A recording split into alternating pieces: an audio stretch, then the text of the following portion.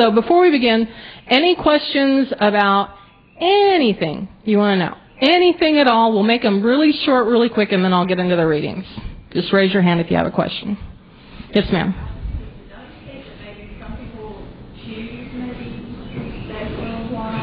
Do I think that people choose maybe to stay for a little while? Outstanding question. Glad you asked it. They have access to us from the moment they cross. They have told me it's like, how hard would it be to go from that side of the threshold to the other side? Okay? And there is no difficulty for them to see us, communicate. They don't have to come from another area or dimension or state to see us. They can see us where they are and connect with us. So that desire of connection and wanting to stay connected is something that is very much afforded them just in the natural order of things as I have experienced them. Now, the flip side of that bothers me is I've worked with I only work with grieving people. Don't come to me if you think this would be fun and you'd like to see who's around. If you've got someone that you've got unfinished business with, that you're grieving with, I'm your girl. If you want to know what's a good job, who am I going to marry, where is he going to be, where is she going to be, what's her name, what's her phone number, I'm not the girl for you. I specialize. I absolutely just do this. And I just do this because I want to be really, really good at just this. I am very capable of hearing from your angels, hearing from your guides, and occasionally they do come through. But I like working with people that need this, that it helps grief. So there's that opposite side that if we're in such terrible mourning for them, oh, I hate this idea, we're keeping them here. They're stuck because, we're hanging on. I see some heads nodding yeah, we've had that thought. I know you don't have that thought, but people have had that thought. And some very well-meaning people say, oh, you just have to let them go. You just have to let them go. My view very much, and Graham's as well, is we're not looking for a way to let go. We're looking for a new way to hang on. We're looking for a new way to connect. We're looking for a way to keep that relationship going. It's not going to be a physical relationship where I can hug you and I can talk to you with my voice, but there can very much be the relationship of I talk to you and I've got this is still going to sound like a commercial and I really don't mean it that way. I did a workshop a couple of years ago. Is it a 4-hour workshop, Graham? 4-hour workshop on mediumship. If you want to do this yourself, I've got just a few of these CDs. I'll put them on special today for $20. You'll get free with it the guided meditation that you can put in your CD player. It's all on CD. Sorry, I don't have any audio cassettes. And the guided meditation is open-ended, and I did that purposefully. You could use this to talk to a specific loved one. You could use it to talk to your angels, or angel in particular, or your guides, or a particular guide. I personally believe we have more than one guide, more than one angel. I think we get people that come in and help us. If you want to buy this separately, I've got a few extras. I'll sell it to you for $10, but it comes free with the $20 workshop. And this meditation is already in here. However, it's the meditation I did in the live workshop. This one is quieter without I think there was a door and a little bit of coughing. It's not bad. But this one is nice and quiet. So, any other questions? Oh, come on. Give me the good stuff. Ask the hard stuff. Thank you. It doesn't have anything to do with you. We know you're asking this for somebody else.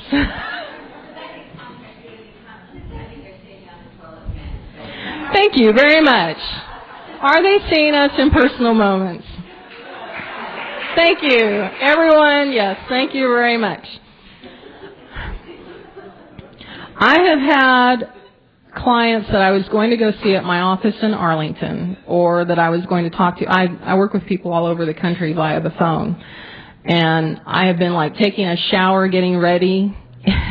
The other day, this lady's husband was in the shower with me. Now, I told you I'm a prude, and I mean it. I'm a prude. There is no nakedness going on except with him. That's the man. I was 2 when I told my parents I would dress myself.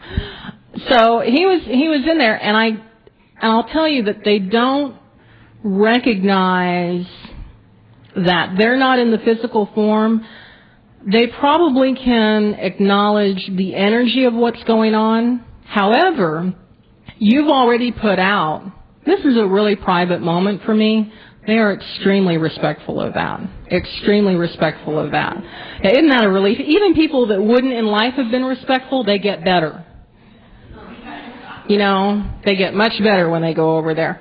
They get healed. And so you've got someone that was, you know, kind of a perv in life, and you're worried about them coming back and watching you. You don't have to worry about it. They're not interested, and you can certainly say, I need my privacy, give me my privacy. But just your own idea of this is a private moment is enough to put that out. That's what they've told me.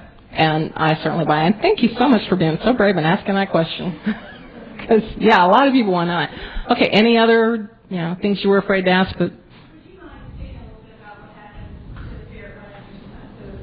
yes, I would be very pleased to speak about that. What happens to someone after they cross by suicide? I've spoken to quite a number of people, and there are several different scenarios. The majority of people that I've spoken with that passed by suicide were clinically mentally ill. What happens for those people is in the life review, which basically you cross over and people that you know and care about meet you right away. There may be angels, there may be guides, but I usually see when they're telling me it's loved ones, people that have lived on this earth. And very often there will be people there to meet us that we didn't know in life, but we know are connected to us. This one person in particular I'm thinking of that passed by suicide was, I believe, diagnosed bipolar. And so he was really kind of surprised he succeeded because he tried several times and it didn't work. And so he gets over there and he's like, whoa, it worked.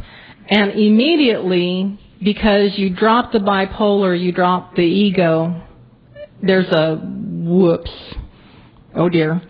It's not the same kind of feeling that you would imagine. Okay? Because there's a lot of love and support there. And so, first they're talked to by people on the other side, and then they go into their life review. Now, the life review, this is where it gets complicated. Because for us here, when someone suicides, it just wreaks havoc. It's like a tornado through the family. It's just like, I can't tell you how many people I've worked with, it's like, why didn't they tell me? Why didn't I see it? I did everything I could. Wasn't there something I could have done more? They usually get stuck in the bargaining stage of grief, which is for little kids, you know, God, if you give me this, I'll be a nun or a priest or I'll be a good girl. When it comes to adults, the bargaining stage is the woulda, shoulda, coulda. And that's typically where people who are grieving suicides, and a lot of people with other issues get stuck. So they go through their life review, and when they go through their life review, they feel everything in their life again, and they feel the interactions. So let's say I had suicided. I would be over there. I would feel all of the stuff that I went through before the suicide, and then and how you responded to it. I would know how you felt, literally know how you felt. And then I would feel not only your feelings, but I'd see the ripple effect. And this is where a lot of people who are raised in Western culture first really get a clue how connected we all are. Because right now it looks like I'm an individual, I'm in my body, I'm completely separate from you, and I'm separate from you, and I'm separate from you. That's not the case. We are all really connected. And when you see that ripple effect, how my suicide affects you, affects your interaction with someone else, affects their interaction with someone else, all the way out, then I feel that too on the other side. And it's important for me to feel that. It's important for me to experience that. some of us get in a place where someone has suicide and they were in pain. We don't want them to be any more pain. It's a different kind of pain. It's a healing pain. It's a supported pain. You're not alone when you're going through that life review and feeling those feelings. And then one person actually told me, they said, I feel like I need to stay in this place. After the life review, you are healed by what I view as God, you guys, universal consciousness, Yahweh, Buddha, whoever, you're thinking, the higher consciousness. And this one young man said, you know what, my mother is in so much pain, I really feel like I need to do penance. And I believe he was a Catholic in life. And he said, I really feel like I need to do penance. And so he waited a little bit longer than he needed to for his mom, because he felt like he couldn't just, go through it and get healed by God and have her still in pain. And so he waited a while, and this beautiful angel came to him and said, you've really done enough. It's time for you to move through this, let God heal you, and come help your mother as you can from the other side. And he finally, there was even a pet that came and said, would you please come on, you've done enough. It's time to get back in the game and help the family. And he did. And I don't know how long that was. Time for us is very dependent on, we live on a planet, when the planet first formed, the moon was much closer, we had 16-hour days. Okay, as the moon moves further away, our days will lengthen. A year is dependent on the orbit of the Earth around the sun. So time here for us is really dependent on a lot of physical things. So time over there, you don't have that. It's a whole different concept. Oh, and I keep asking them, explain it to me. Please explain to me this whole time thing. And I go, you're a very nice girl, and you're pretty smart, but you're not going to get it. Just go on. Okay. Does that help? Thank you for asking the question. Any others? These are good, tough questions. Y'all are brave. Y'all are way brave. Well, I think, and I'm getting this from the feeling that I get from the people that I talk to. Your culture and your faith and your beliefs do have some effect on your afterlife experience. However, if you were raised, let's say a very fundamentalist Christian fire brimstone, there will be major differences. I've had people come through that were atheists and are like, whoa, didn't think there was going to be anything. I thought that was it. And it's not. And that's surprising. Right. But his mother was a very devout Catholic. In life, he hadn't been that devout, and I think it was kind of an honoring of his mother's faith that he did it. So I think, and coming back, I believe in reincarnation. I have no evidence for it, but I believe in it. I happen to think that since I'm in a Western culture right now, and I was probably in a Western culture before, I'm probably taking, 50, 100 years before I come back. If I'm in India and I'm Hindu, 47 days? Buddhist. 49 days. I was close. 49 days. Quick turnaround. Nowadays, again, day on Earth, different than a day over there. A day on the moon and a year on the moon, same amount of time, because the moon doesn't rotate. So then you get into that. But I would, we hear stories about kids coming back in near villages in India, and they come back very quickly. And that doesn't surprise me because that culture supports it. Good question. Anyone else? Yes, ma'am. This is something that I'm just personally curious about. When I was 16, in the middle of the night, there was this tall, glowing figure in the corner of my room. Mm-hmm. It had no human form, but I was looking at it when I just woke up. It was like 2 o'clock in the morning. I was sound asleep, and then it was like I realized there was something in my room. And then when I realized that it wasn't moonlight, that it was, self-illuminating, right? And yikes, cool and scintillating, it freaked me out, and then it went away. And I'm wondering what that was. Okay, let me ask you this.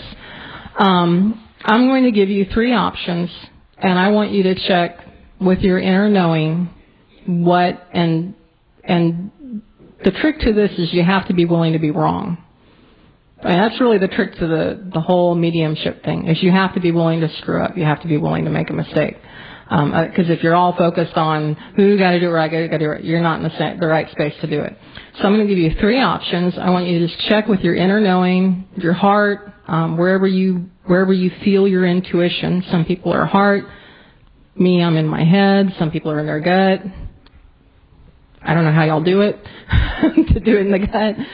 So tell me what you think. Okay, spirit guide, angel, loved one looks crossed. Which one resonates? Which one feels right? Which one sounds right? I think it might have been an angel, but then when we moved into the house, there had been a doctor that had just passed away. And then later on, when I was thinking about it, I thought, well, could that have been his spirit and he was just seeing who was in the house? But I feel that it was... intellectually or logically, I thought maybe it was him, but right. I thought, maybe it was some sort of angel, but it was someone who respected me because they didn't want me to be scared. They just vanished. It was like, it was... Right. One other question, and don't have to answer out loud, but just to think about it. At the time this was happening in your life, was there some stress going on? Okay. You are absolutely right about it being an angel. And I believe that one of your angels wanted you to know there's more than just what's going on in the physical, and you have support.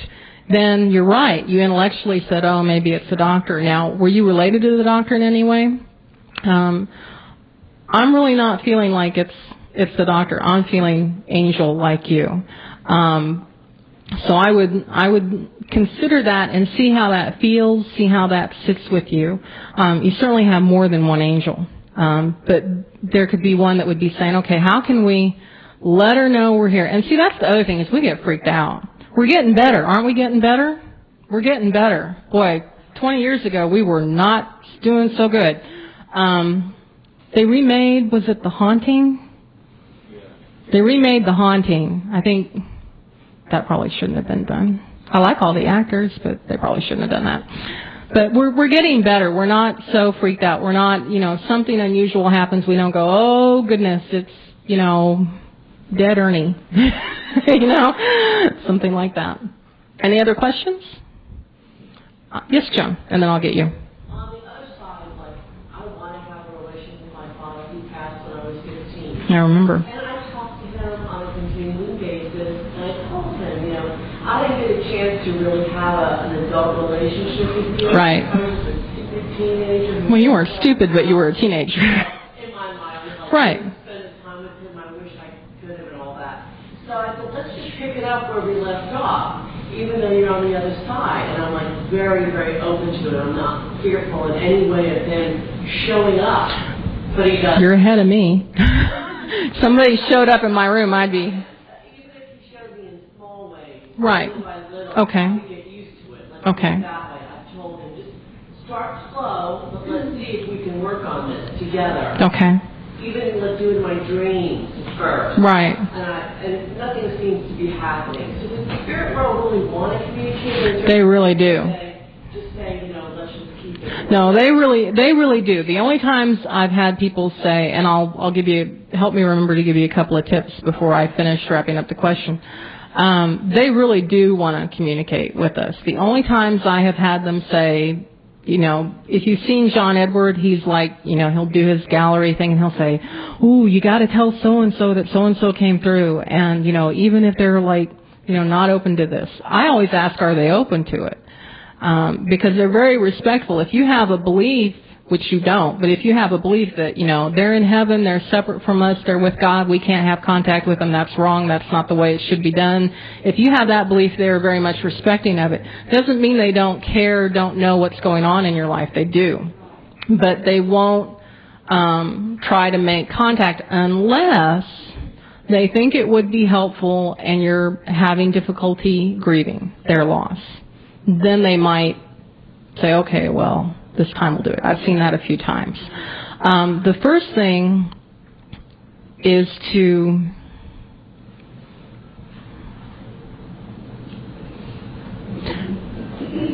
you've already put out the intention, Dad, I really want to have a relationship with you. I really want to connect with you. Okay. The second thing, that would be the first thing. The second thing is to let go of the emotional desire for it. That I have found that if I'm really emotionally wrapped up in something, for some reason, that can get in the way of my noticing it. Okay. Okay. So if you can say, I love you, Dad, I'm ready whenever you are, you know, I'm open whenever you are, and then just kind of, and you have to feel that emotional release of it.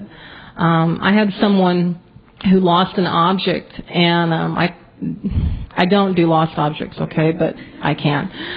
And they called me up. I lost this ring. My girlfriend and I had a fight. It was going to be my wedding ring. I threw it at her. She walked out. It's over. And I had made the terrible mistake of, telling this guy that crossover. I'd like to announce the crossing over of a mosquito by Graham.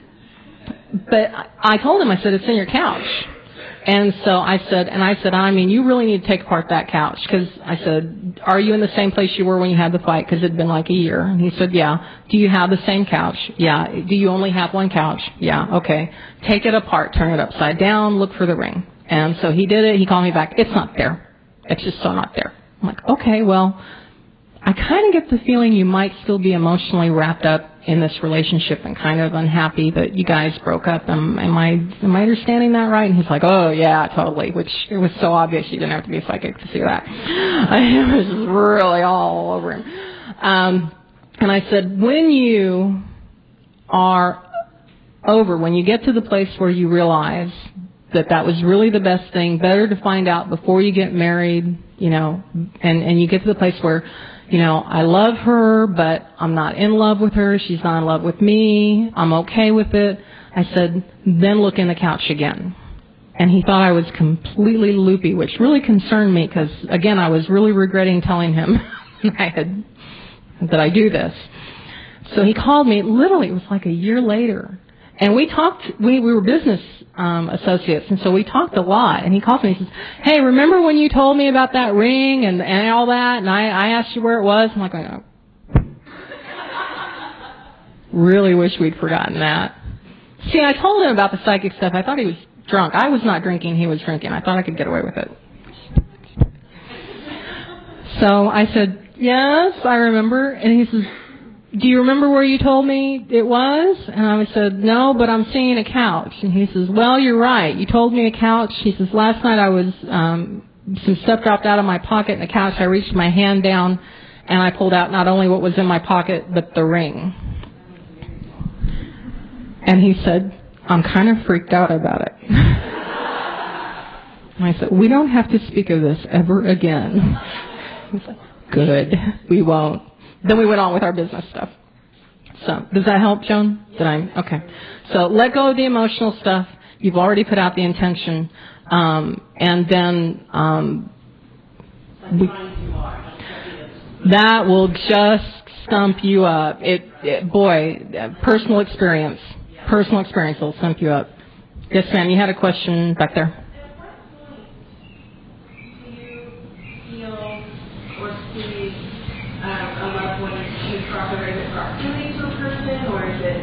You just have to talk to them over the phone. I'm just interested to know when you would actually get something that you can tell a person about.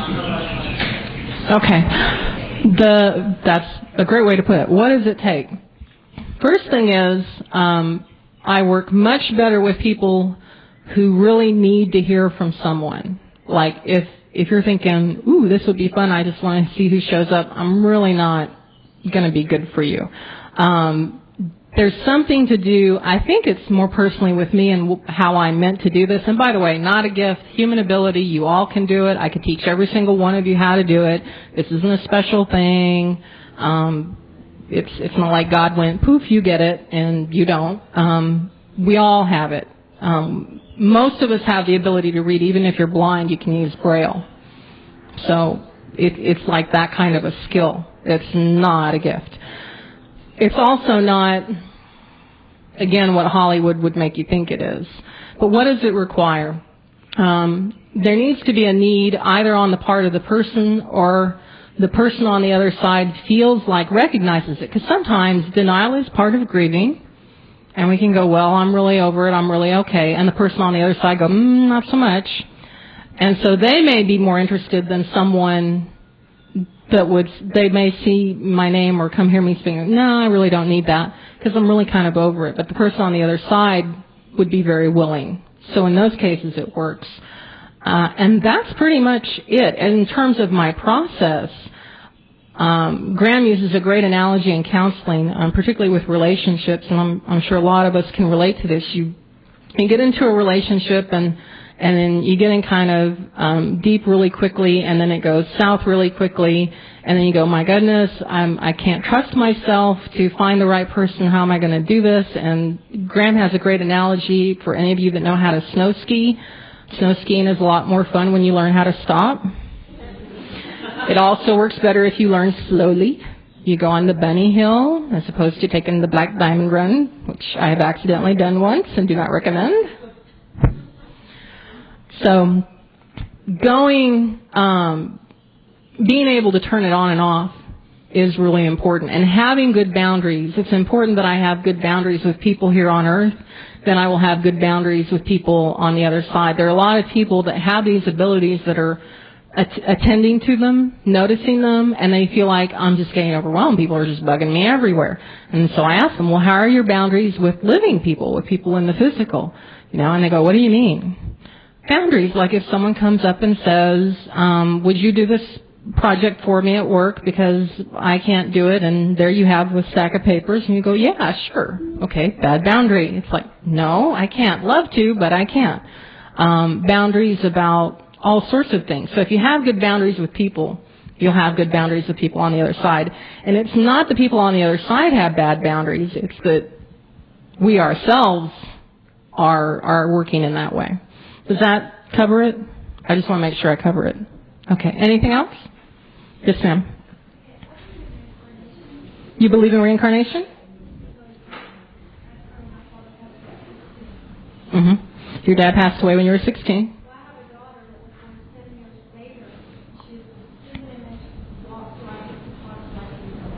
Daughter born 7 years later, spitting image of your dad, walks like him, talks like him.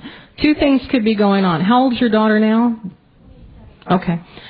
When you have a child that you feel could be a reincarnation of a family member, the time to check into it is probably age 3, 4, 5. That would be a good time to check into it. There are two things that can happen. It could be the person that's reincarnated. What I have also seen a lot is that your dad may be very, very close to her, like my grandmother who died before I was born is very close to me, and we tend to pick up mannerisms, speech patterns. I mean, you go to, bless her heart, Louisiana and hear Cajun, you live there for a while, you'll pick up some Cajun, unless you're me and you can't understand a word of it anyway, no matter how hard you try. But, I remember working in a place where there were a lot of different accents.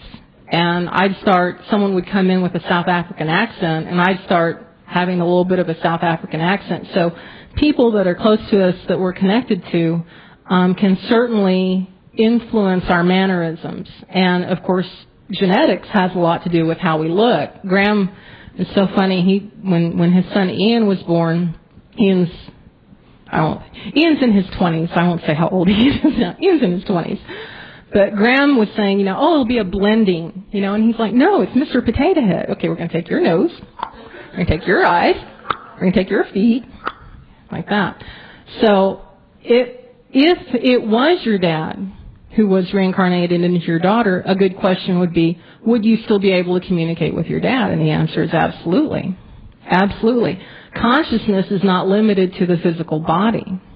Consciousness is way more than just what's in here. I mean, if I were to ask you, where is your mind? You know, most of it's kind of, well, it's kind of around here. Well, does it stop here? Well, no, not really. So, yeah, you could still communicate if that were the case. That wouldn't be a problem.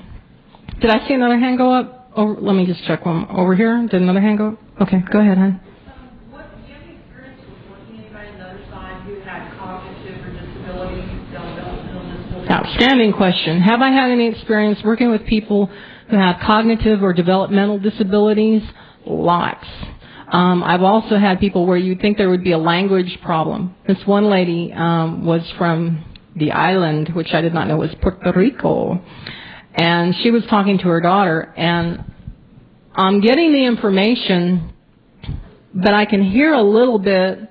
I recognize Spanish. I don't know it, but I can hear some Spanish, and I swear the woman talked like she was a Gatling gun. And I asked her, I said, did your, I can't remember if it was grandmother, did your grandmother just talk like a Gatling gun? She said, yes. And I said, and I'm hearing Spanish. Did she only speak Spanish? Yes. You know, not a problem. People who have been in comas, who had Alzheimer's, people who were born with developmental issues, not a problem at all. You go to the other side, you drop all of that, you're perfect, you're fine. Does that answer it? Yeah, if you have a child that never gets over being 8 years old, probably relates to on the other side the way they're not going to be 8 years old in their mind on the other side. Right. You are a full and complete mature soul on the other side, as I have experienced it. I got confused one time. A lady came to see me, and her son came through, and I really thought her son was 25. Her son died at 6 months. It was like, okay, I'm really confused. And then I realized, oh, because we're perfect and complete. That's another thing that brings up. Soul bruising. You can have a damaged soul. Parts of your soul can be fragmented off. Again, I have a minority opinion about this. If you feel like it connects with you and is helpful to you, then I fully support you in it. I have yet to see, I've seen people that were, there's one, I won't ever say it, but there's a very well publicized case that if I mentioned it, you would all know it, that I heard from the person that was murdered. And that was one of those cases where if you didn't know about this, you would think, my Lord, that soul is in bad shape. That soul was perfect, complete, outstanding, beautiful. Absolutely stunning. Just gives me the chills to think about him. It was just remarkable. So, anyone else? Yes, ma'am. Very, very. However, there's that little thing about, well, if they really love us and we're going through a hard time, how can they be happy? That's a really good question that someone brought up. If it's heaven, which I really believe it is, if it's heaven and they see us hurting so badly and they love us, how can it be heaven and then be aware of us? So, let's say, how can I do this? You want to answer? Yeah. Okay, come up and answer, and then I'll fill in if there's anything. But he does know. We work together a lot. This is my husband, Graham Maxey. He's a licensed professional counselor, ordained minister. He has a Master's of Divinity from TCU, served as a minister for 6 years in the Houston area, and decided he didn't like the politics, went back, got another master's, and became a counselor, and is wonderful, and has had many ADC experiences. Yeah, people find out I'm married to a medium, and they say, well, do you see dead people? And I say, no, because they don't pay very well, But I do. But let me ask you, if you had a child at school, for example. I'm sorry, who asked the question? You did. Okay. And you were able to see his progress during the day, and you realized, okay, he's encountering some bullies. Somebody just took his lunch money. He's taking a test that he wasn't prepared for. This has been a really bad day for him so far. But he's coming back, and he'll be with me, and at the end of the day, you know, things will be okay. You know, at that point, you're not going to freak out and go, oh my God, you know, he's having a horrible day. I've got to go do something about it. You know, I can't be here. No, you can be there. You can be okay with it. Because you know it turns out okay. You know, at the end of the day, he's home with you. It's not permanent. It's just what you're going through, you know. So. Way to go. Yeah. Way to go. Outstanding. There is a tremendous sense of pride that I'll feel from people. Like, I'll read for someone and they're just really going through it. And my heart is just really aching for them. And their loved one says, I know they're going through a hard time, but I am so proud of them. Look at what they're trying to accomplish while they're here on Earth. Look at what they're taking on, you know. I'm just so very proud. So there's a tremendous amount of pride, and Graham's analogy of home is very appropriate. In the end, we're going to be together. We're going to be at home. So, great question.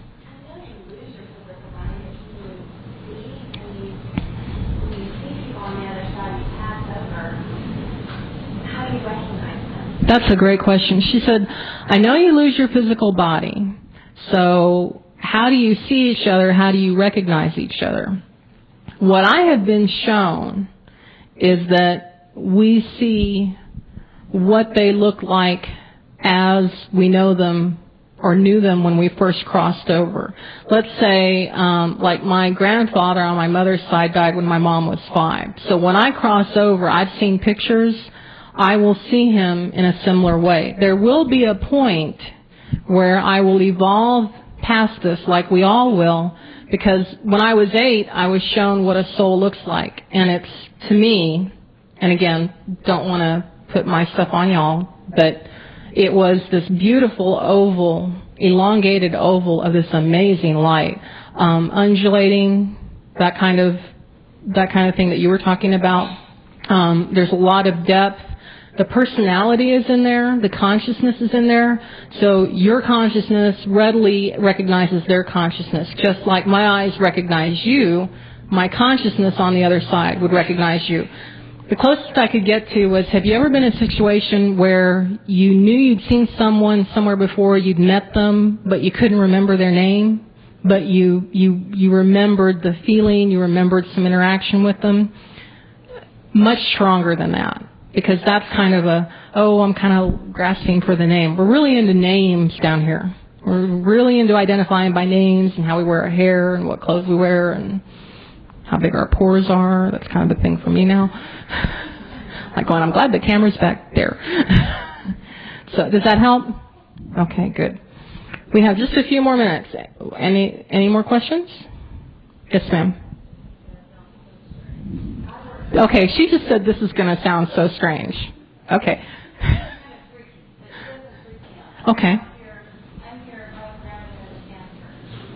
Going to be passing, and I want to better deal with it. And I want my family to better deal with it. Sure. But I have a question. I worked with a woman for a very long time, for many, many hours during the day.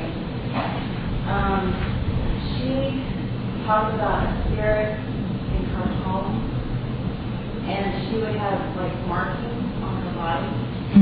Have you ever heard of or worked with someone that has experienced this? Did you actually get to see the markings? And what did they look like? Scratches.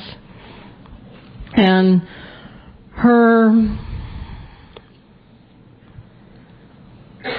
how was she doing emotionally? Talked to me about it, and I asked her if it was a stressful time.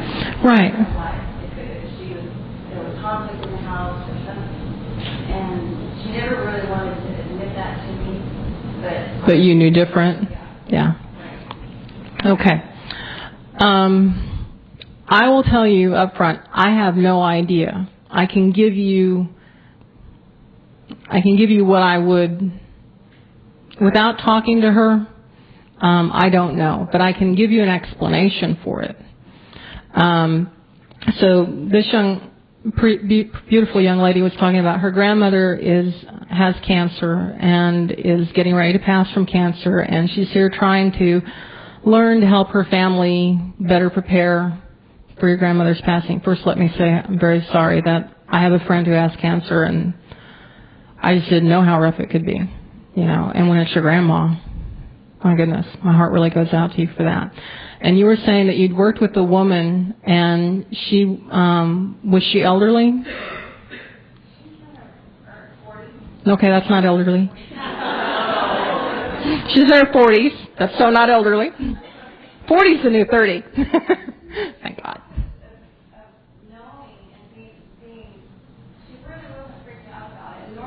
Right. No one was disturbed by it, but she was having scratches, and she felt like there was a presence in the home.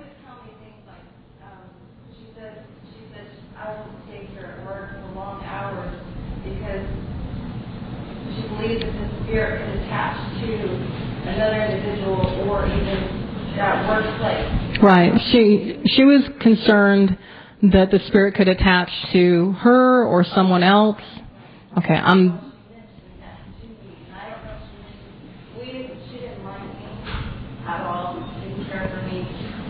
Okay, I can't imagine that. Okay. I had this scratches on me. It's almost like a cat scratch. Mm-hmm. I don't know what to think.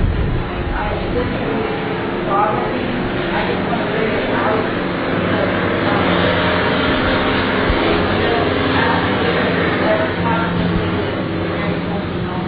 I have. Now, she's asking, have I ever talked to anyone that experienced any kind of physical manifestation of someone on the other side being unhappy?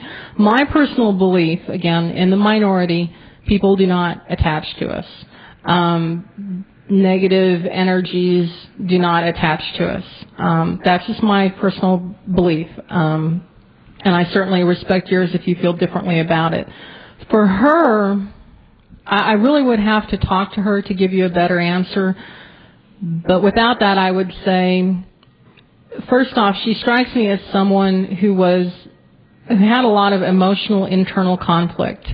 And a lot of that was probably manifested outwardly between you and her.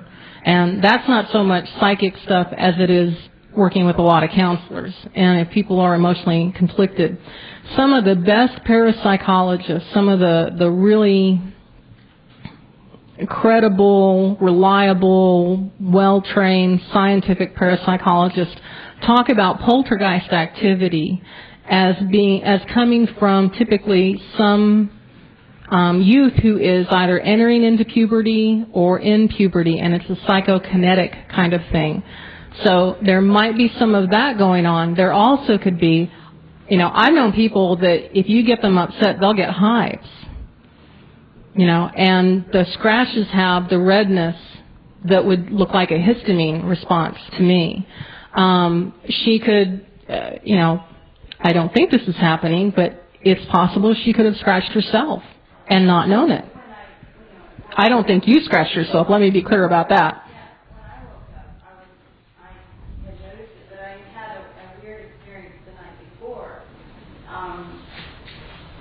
Not in dream state.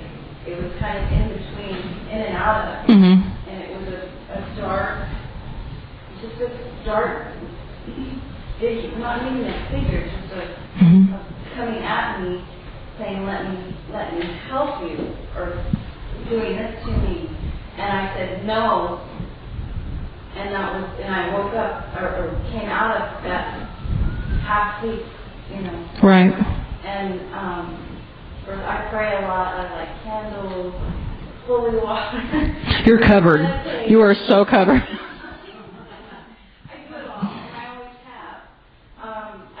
Wasn't spiritual. It was just weird. Right. The following morning, I had noticed, like a cat scratch. Mm-hmm. I've got 4 cats. I know what a cat scratch looks like. Very fine. Typically long. Yeah. brought me back to what she had experienced herself. And I thought, how could this be happening to me? Right. I do this, and I don't recall ever having. I don't think you did. I don't think you consciously or unconsciously scratched your arm. I will tell you, I don't think there's anything that's attached to you that energy that was there that said, I'm to help you, could be a couple of things. It could be someone really there saying they want to help you, and that startle you. You go, no, don't know what this is, so I'm not going to accept help from it yet, which is a very, very reasonable response. There's also something called sleep paralysis, which I have personally experienced, which is just, oh my God. I was going through a really stressful time, and it's where you're still dreaming, but part of your brain wakes up, and it is very, very real. I think I don't remember if it's Norway or Newfoundland that has a myth about the old hag that will come at night and sit on your chest. And part of that is there's a feeling of weight, there's a feeling of presence, there's sometimes a visual aspect to it.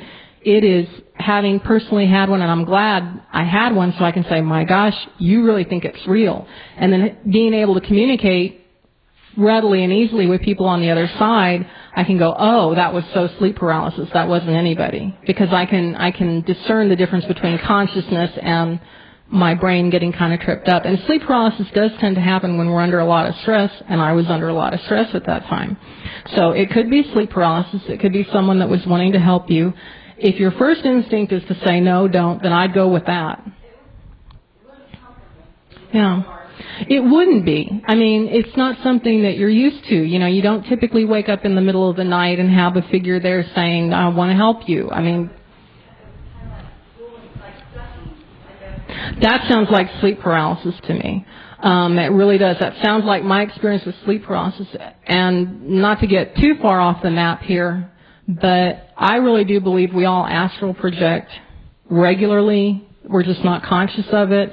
And I have heard people say that pulling feeling has something to do with either coming back into your body, trying to get out of your body, and you're kind of waking up in the middle of it, and you're doing the sleep paralysis thing. And I do believe when we're on the astral plane, there are people that we can visit with.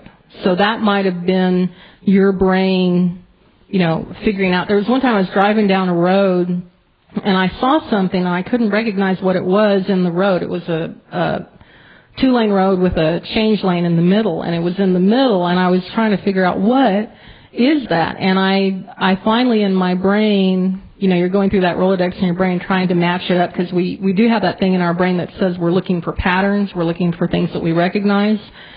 And I can't remember what I matched it up to, but when I got up to it, I'd never seen anything like that, and it was so not what I thought I had seen. And it was like, okay, whoa, that was really weird.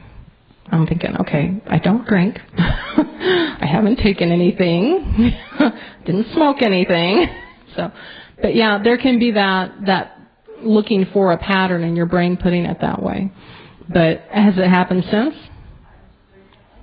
Are you under stress?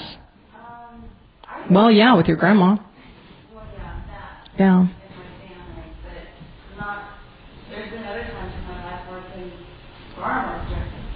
And it didn't happen. I don't know. I mean, that was a strange work relationship between her and I. Yeah. It went on for 34 years. Bless your heart. And I thought, I quit, left the job, and just wanted to be done with it and go with her. And yeah. Is it possible that whatever she was experiencing in her home was attached to me? I would say absolutely not. But that's me.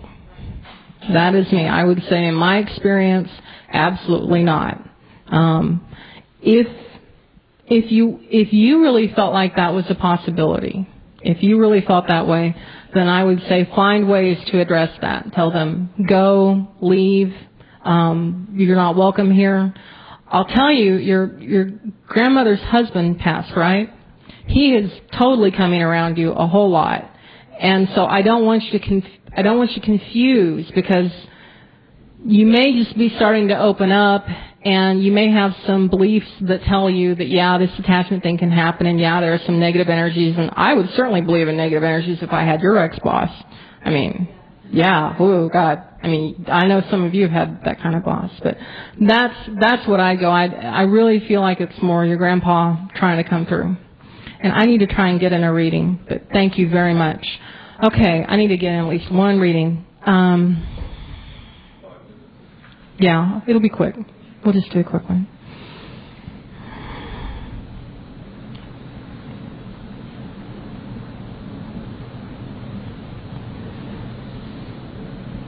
Okay. I got two here. I got to pick. Darn. Okay. End of this row, lady there. You? Yeah. Would you mind if I read for you? Okay. The first energy I have coming through, just yes or no, please, is an older male energy on your dad's side. This isn't dad. This would be grandfather. If you would just recognize yes or no that grandfather on dad's side. He's telling me, boy, I never get this name. I'm going to blow it. You're not going to recognize this. Ralph. Don't recognize it. Anyone in this side have a Ralph? You have a Ralph? No? Okay. Dog counts. Dog counts. Okay. Has Ralph crossed? Hey from Ralph. Okay. I think we can get Ralph out. And hang on. We still got you. Your daddy passed? Yes. Okay. That counts. A long time ago counts? Okay. Your daddy's here. He's got Ralph with him. He's the one that's telling me Ralph. And he's coming. There's some kind of connection between y'all and her. Now, you asked a question about suicide. Do I understand correctly you have someone close to you that passed by suicide? For me, just to get this done quickly, the relationship to you of that person? Okay. Because he's coming across more as a son to you. Just let me know. And she's nodding her head. I just want to let you know. She's giving me the energy of being, he's giving me the energy of being a son, you more of a mother figure. So that he's telling me, where I would think nephew, not that close, he's trying to tell me this is a really close relationship. So he wants you to know that he is okay and he's fine. Someone told you something. Have you been to see another psychic or medium? Just yes or no? Okay. There was something in that, and I apologize, but there was something in that wasn't quite right. So there's something about it that, and they meant it well, and they were doing the best they could, but there was something about it that bothered you. It just wasn't quite right, and he wants to let you know. And I really apologize for not being able to do more. Your daddy and your dog and a whole lot of other people are over there, and she's waving at me. Okay, so I have to cut it off. I want to thank you guys very much for coming. I'm going to